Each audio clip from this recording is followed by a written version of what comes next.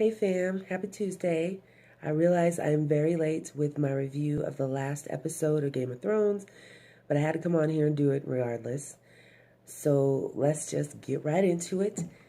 The episode started, of course, with Tyrion walking, with everybody sort of walking through the streets, as in Jon, Tyrion, um, Arya, seeing all the damage, from the wrath that Daenerys decided to let off. Um, Tyrion basically ends up finding his brother and his sister, and it's crazy because where they're buried at, it was like so easy to get in there. It should have been easy to get out of. But anyway, when he does find them, he cries. He cries. His brother and his sister died together, and they both may have done some screwed up things and been screwed up. Well, his sister was definitely screwed up to him the majority of his life, but he loved him. Anyway, from there, we see all the Unsullied men, all the Dothraki. They're gathered, basically, they're in their stance, basically, like they're about, they do their celebration, their announcement, celebration, because they just won that war, if that's what you want to call it.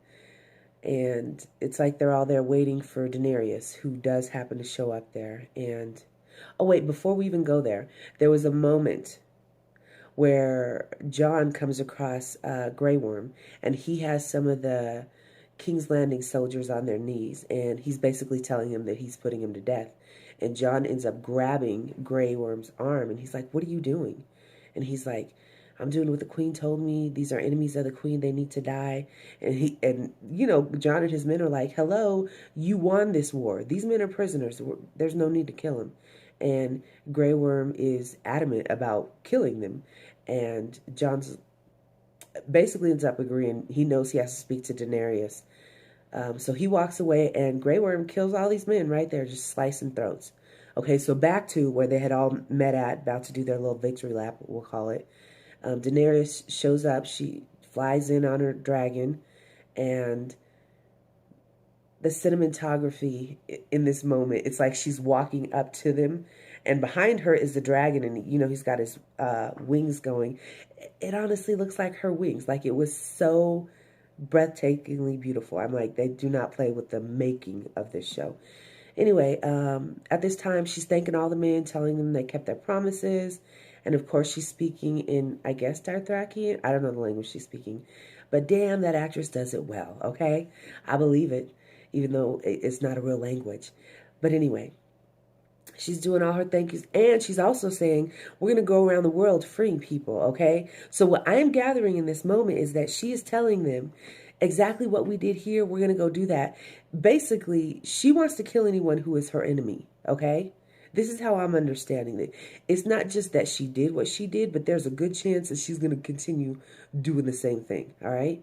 And then she calls Grey Worm up and makes him the king, her gosh, just like the top dog as far as war goes, which is honestly a position I feel like he already had that one. Maybe she just put a title on it. Anyway, at that point, we see Tyrion come up on her, and he's standing next to her, and she turns and looks at him, and she's like, "You let your brother go," and he's like, "Mm-hmm." He's like, "And you burned an entire city. You wiped it off the face of the earth, basically." And that little pin he wears that says he's the hand? This fool, he took the pin and he threw that sucker, okay? He basically said, you could kiss every part of my ass in that one moment. And sort of agreed that he knows he's going to die. He knows he's going to die. It was coming anyway. So at that point, she has the soldiers take him, and Jon is standing there looking at her. And mind you, Arya has been out in down by where all the soldiers are watching all this, because she saw all of the destruction, and now she sees this queen's reaction to it. And so basically, Daenerys walks off, and Arya approaches Jon at this point, and they're talking, and he's like, "What are you doing here? What happened to you?" And she's like, "I came to kill Cersei." She's like, "But somebody else got to her first." And she's warning him, basically. She knows, Daenerys knows exactly who you are. You are the only threat that she has right now. Just you alone. And she's like, and that woman right there is a murderer. I know one when I see one. She's a murderer. So from there, we see Jon goes to visit Tyrion in his room that he's being held in. And Tyrion is so Tyrion because, of course, he asks wine. He asks Jon, did you bring some wine? And Jon's like, no. Anyway, they end up talking, and Tyrion saying the exact same freaking thing. You are her only threat. That woman is a murderer. Do you not just see what she did? He's arming him with facts, but it's sort of like, and this is the part of Jon that I was so disappointed in. Like, I was like, I wish he would grow a backbone, get some balls, something. I feel like Tyrion's words, along with Arya's, sort of they were needed to pump this fool up, okay? So anyway, after Jon leaves Tyrion, and Tyrion is stressing to him, you have a choice to make, and you better choose right, or else everyone will pay for your judgment error. And so Jon, you see him go walking, and he's going to what's left of the building that holds the Iron Throne. He's making his way over there. He's about to enter. And this part is crazy because Drago, the dragon, he had been laying there, looked like he was sleeping, covered in snow. I literally thought it was just rubble from the building because it's fallen apart and there's bricks all over. I thought it was rubble. And even when he started to move a little, I thought it was bricks that were still falling. I don't know. Drago stands up and walks over to Jon, and I mean, he gets up on him like face to face, basically, sniffing him. Then he goes and lays back down.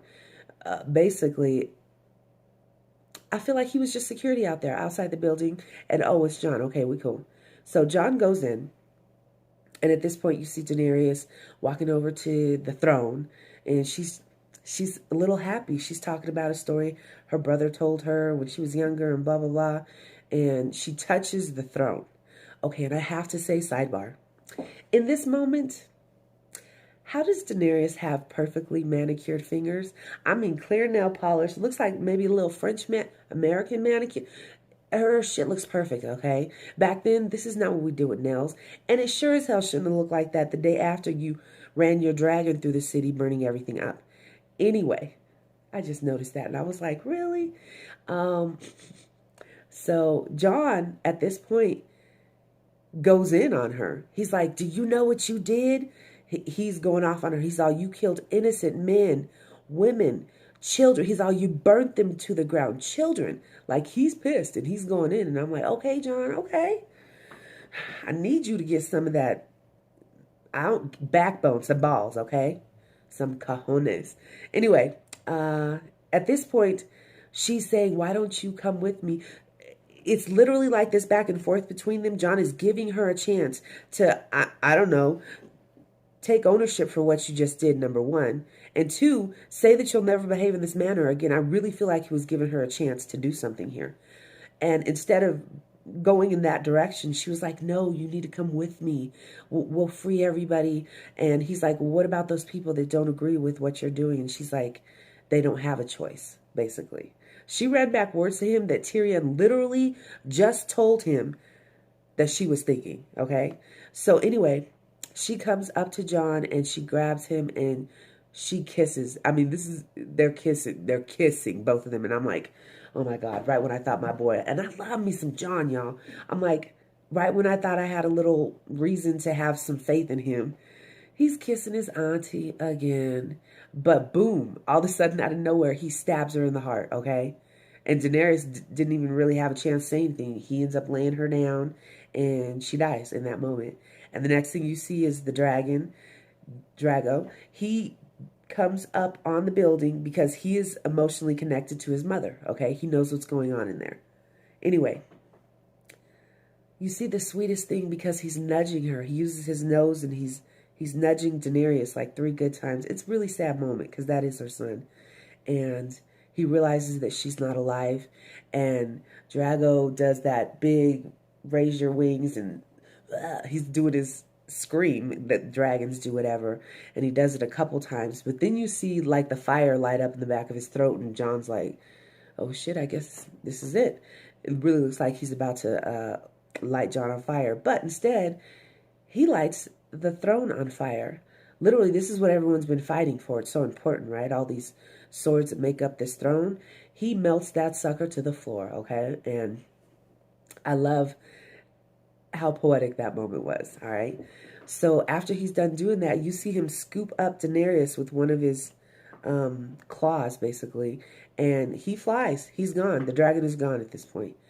So they flash forward into basically you see Grey Worm leading Tyrion into that open field area where they gather, and you see that now Sansa's there, Arya's there. You see Theon's sisters there, along with what is Littlefoot's son? You know, their auntie's, their mom's sister who was breastfeeding that boy way past the point he was supposed to be breastfed. He's grown up now and he's there too. And then Sansa's uncle and the dude that Arya slept with as well. Everyone's there. These are all like the head guys, you know, in all the different lands. And Sansa's like, where's Jon at? And Grey Worm is like, he's our prisoner. He's locked up. And she's like, no, you bring my brother out here, blah, blah. And Grey Worm's checking her. He's like, he is our prisoner. He killed the queen. And at this point, even though I'm a huge fan of Grey Worm, man, who the fuck are you? Okay, I'm sorry. I realize that you got a promotion, but your boss died a couple days ago, okay? Anyway, they're having this whole conversation because they're trying to decide who should rule the Seven Kingdoms. And it's funny as hell because Sansa and Arya's uncle stands up and he starts basically throwing his resume on the floor. You know, I'm from here, I've done this, and Sansa is like, uncle, please, sit down. Like, she checked this fool so quick and so hard in one sentence that the other guys that were sitting there, when he looks at them, they're like, they're all looking away, like they're embarrassed for him, pretty much at this point. And then Sam, oh, Sam, you gotta bless his heart. He suggests to them that basically, why don't we let all the people decide who's going to rule? And the fools that are there, they laugh at Sam basically, oh yeah, I guess I'll give my dog a vote. They're not about democracy. It's way too early for that to be taking place. But Sam's thinking ahead. Then they basically, Sansa asked Tyrion, and Grey Worm tried to check him saying, you can't speak. Like, he's really trying to hold on to his prisoner. And he ends up talking basically, and he comes up with, before I even say what he says, I have to tell you the part that screwed me up. I don't understand how not one of Jon's siblings, and they're all three sitting there with Bran, Sansa, Arya, Sam, and Tyrion, who all knew that he was a rightful king, not one of them said a word. No one said a word. And a lot of people are, I don't know where they're minded. To me, because he is the born heir, number one, he had every right in the world to take Daenerys' life. He gave her a chance to do right, and she didn't do it. He gave her the job that she had basically as the queen by not taking the throne himself. Once he killed her, that throne was immediately his. No one can punish him. No one can put him in a prison and lock him up and tell him anything. He's the king. Okay, but anyway, at this point, they gave it to Tyrion, and Tyrion is saying basically that Bran, he knows, he has all the stories of the past, he knows everything, and that he should be the king. And Sansa's like, my brother's not interested in being a king, not to mention he can't have children. And Tyrion says, well, that makes it even more better. He doesn't want it. He'll be the best for it. And two, you should have to earn the right to be a king, not just be born into it. He's like, besides, what did they say? Kings' children are the worst, basically. He's talking about himself and his siblings.